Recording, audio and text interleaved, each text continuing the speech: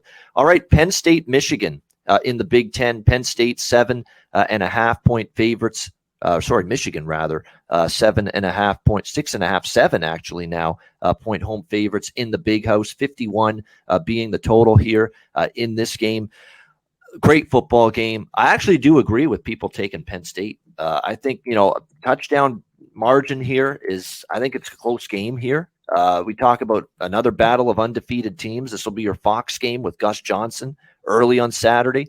Penn State comes in off a bye week. Hopefully James Franklin can make the most of it.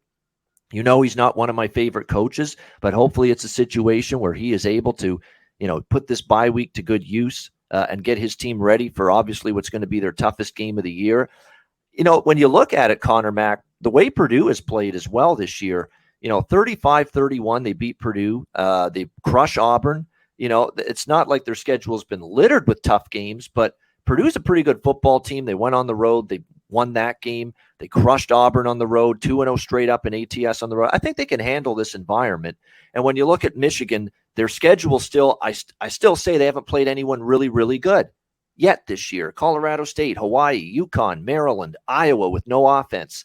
Indiana is probably the worst. They were the worst 3-2 team in college football going into last week, Indiana.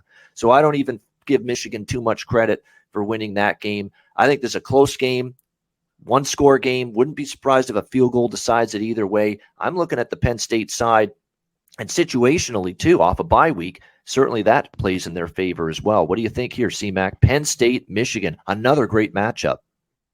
Yeah, it should play in their favor having the extra week to get up for this. Both these coaches, I don't love backing these teams, and even Clifford seems like he's been there forever. I don't love it, but I think this is too many. I'm a little surprised this is a touchdown, to tell you. And we talked about a little where we got a little chatter in the chat from all our guys where it really wasn't a spot, but hey, Michigan, we get these college kids. It's a game every day. It's not the pros, but they were flat. Let's just put it that first half. It was 10-10. And they scored 21. Didn't get the cover. So I had a feeling there's just a little bit to this game here at home.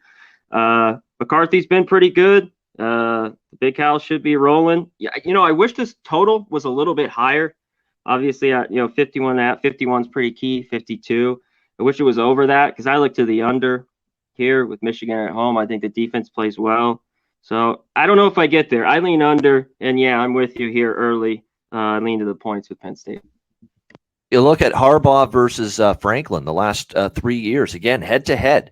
We had 28-21 Penn State 2019, 27-17 Penn State with the victory in 2020, and last year 21-17, for Michigan. So I was absolutely, when they opened this thing 7.5 at the open, I was really floored when you could get the hook too on Penn State. Now the hook has disappeared and it's now 7.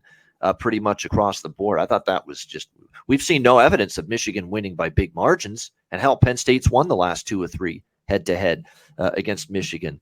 And you look, then you factor in the bye week that Penn State has prior to this game. Certainly, I'm looking at the points here with the road underdog in this one. Should be a good one.